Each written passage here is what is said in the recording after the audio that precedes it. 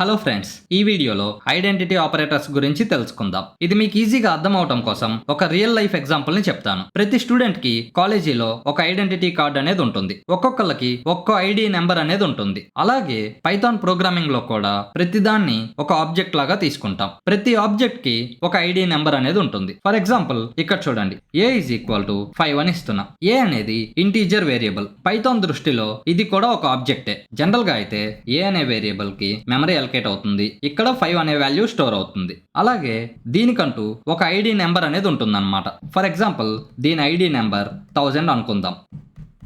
Value కావాలి అంటే print అని ఇచ్చేసి వేరియబుల్ నేమ్ ఇచ్చేస్తాం. ఈ ఐడి నెంబర్ కావాలి అంటే దీనికోసం ప్రింట్ అని ఇచ్చి ఐడి ఆఫ్ అని ఇచ్చి ఏ అని ఇస్తాం. ఇలా ఏ ఆబ్జెక్ట్ కైనా కూడా మనం ఐడి నెంబర్ ఏంటో తెలుసుకోవచ్చు అనమాట. ఈ ఐడెంటిటీ ఆపరేటర్స్ ని ఎందుకు యూస్ చేస్తామంటే ఈ ఐడీస్ ని కంపేర్ చేయడానికి యూస్ చేస్తాం. ఎందుకంటే పైథాన్ లో సేవ్ చేసుకునేటప్పుడు ఒక చిన్న ట్విస్ట్ ఉంది. అదేంటంటే ఫర్ ఎగ్జాంపుల్ ఇప్పుడు b = 5 అని ఇచ్చామనుకోండి. ఇప్పుడు మళ్ళీ b కి వేరే మెమరీ క్రియేట్ అవ్వదు. హ్యాపీగా మెమరీలో 5 అనేది ఆల్రెడీ ఉంది. సో b కూడా ఇదే వాల్యూని పాయింట్ చేస్తుంది. అప్పుడు b కి కూడా ఐడి 1000 అవుతుంది. ఇప్పుడు ఇక్కడ చూడండి, ఐడెంటిటీ ఆపరేటర్స్ లో ఒకటి ఈజ్, ఇంకొకటి ఈజ్ నాట్. జనరల్ గా ఇంగ్లీష్ లో మాట్లాడుకునేటట్టు ఎలా రాస్తామంటే ఇక్కడ చూడండి, ఏ ఈజ్ బి అని రాసామనుకోండి. ఇప్పుడు A ID 1000, B ID 1000. A is B అన్నప్పుడు 1000 ఈజ్ 1000 కరెక్టే కదా. సో ఐడీస్ మ్యాచ్ అయినప్పుడు ట్రూ అనేది వస్తుంది.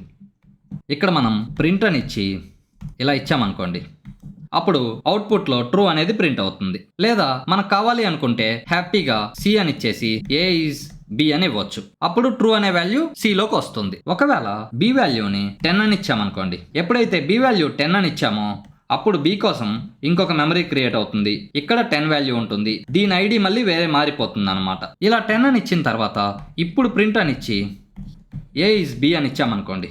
ఇప్పుడు ఇది 2000 ఉంది ఎగ్జాంపుల్ కి, ఇది 1000 ఉంది. సో ఇవి రెండు మ్యాచ్ అవ్వట్లేదు. అప్పుడు ఇది వేరే ఆబ్జెక్ట్, ఇది వేరే ఆబ్జెక్ట్. సో అవుట్పుట్ లో ఫాల్స్ వస్తుంది. ఇక్కడ మీరు మెయిన్ గా గుర్తుపెట్టుకోవాల్సిన విషయం ఏంటంటే ఈజ్ అనే దాన్ని 2 ఆబ్జెక్ట్స్ ని కంపేర్ చేయడానికే యూస్ చేస్తాం, వేరియబుల్స్ ని కంపేర్ చేసినట్టు. కాకపోతే వేరియబుల్ వాల్యూస్ ని కాకుండా వాటి ఐడీస్ ని కంపేర్ చేస్తాం. అదే ఒకవేళ వేరియబుల్స్ ని కంపేర్ చేయాలి అన్నప్పుడు ఏ ఈక్వల్ టు బి అని ఇలా ఈక్వల్ టు ని యూస్ చేస్తాం. అప్పుడు ఏ వాల్యూ 5 ఉంది, బి వాల్యూ 10 ఉంది. ఇలా కంపారిజన్ జరుగుద్ది అనమాట. 5 = 10 అని చెప్పి. ఇలా వాల్యూస్ ని కంపేర్ చేయాలి అంటే ఈక్వల్ టు సింబల్ ని యూస్ చేస్తాం. ఒకవేళ ఐడీస్ ని కంపేర్ చేయాలి అంటే ఈ ఐడెంటిటీ ఆపరేటర్స్ ని యూస్ చేస్తాం. ఇప్పుడు ఈజ్ నాట్ కి ఎగ్జాంపుల్ చూద్దాం. ఫర్ ఎగ్జాంపుల్ ఏ వాల్యూ 5 ఇచ్చాం, అప్పుడు దాని ఐడి వచ్చేసి 1000. బి = 10 అని ఇచ్చాం, దీని ఐడి ఏమో 2000. ఇప్పుడు ఏ ఈజ్ నాట్ బి అని చెప్పామనుకోండి. ఏ ఐడి 1000, బి ఐడి 2000. ఇప్పుడు ఏ ఈజ్ నాట్ బి అని చెప్తున్నాం, కరెక్టే కదా. 1000 ఈజ్ నాట్ 2000, అప్పుడు ట్రూ వస్తుంది. ఒకవేళ బి వాల్యూ 5 ఇచ్చామనుకోండి, అప్పుడు బి వేరియబుల్ దీన్ని పాయింట్ చేయకుండా దీన్ని పాయింట్ చేస్తుంది. అప్పుడు బి వేరియబుల్ కూడా ఐడి వచ్చేసి 1000 అవుతుంది.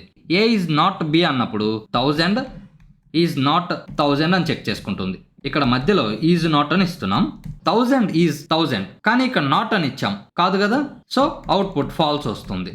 అంటే వేరే వాల్యూస్ ఉంటేనేమో ట్రూ వస్తుంది ఈజ్ నాట్ ఇచ్చినప్పుడు, సేమ్ వాల్యూస్ ఉంటే ఫాల్స్ వస్తుంది. జనరల్ గా -5 నుంచి 256 వరకు ఏ నెంబర్స్ ని యూస్ చేసినా కూడా వాటికి ఇంకొక ఆబ్జెక్ట్ ని క్రియేట్ చేయవన్నమాట. ఫర్ ఎగ్జాంపుల్ ఏ = 250 అని ఇస్తున్నా. ఇప్పుడు b = 250 అని ఇచ్చామనుకోండి. ఇప్పుడు b వాల్యూ ఏ వాల్యూ రెండు 250 అనేవి దీన్నే పాయింట్ చేస్తాయి. వీటి రెండింటికి ఐడి అనేది సేమ్ ఉంటుంది. ఒకవేళ 250 కాకుండా 2500 ఇచ్చామనుకోండి. ఇప్పుడు బి వాల్యూ కూడా 2500 ఇచ్చామనుకోండి. అప్పుడు ఏ కోసం ఒక మెమరీని క్రియేట్ చేస్తుంది, ఇక్కడ 2500 స్టోర్ అవుతుంది. బి కోసం మళ్ళీ ఇంకొక మెమరీని క్రియేట్ చేస్తుంది, ఇక్కడ 2500 స్టోర్ అవుతుంది. అప్పుడు ఐడీస్ కూడా వేరే వేరే ఉంటాయి. అలాగే స్ట్రింగ్స్ కూడా చిన్న చిన్న స్ట్రింగ్స్ ఉంటాయి కదా. ఫర్ ఎగ్జాంపుల్ str1 = హలో అని ఇస్తున్నా. ఇప్పుడు str2 మళ్ళీ హలో అనే ఇస్తున్నా. సేమ్ క్యాపిటల్ లెటర్స్ అలాగే రాస్తున్నా, ఇక్కడ ఎలా రాసానో అలా. సో రెండిట్లో హలో అనేదే ఉంది. ఇలా ఇచ్చినప్పుడు కూడా మెమరీలో హలో అనేది స్టోర్ అవుతుంది. str1 దీన్నే పాయింట్ చేస్తుంది, str2 కూడా దీన్నే పాయింట్ చేస్తుంది. రెండిటికి ఐడీస్ అనేవి సేమ్ ఉంటాయి.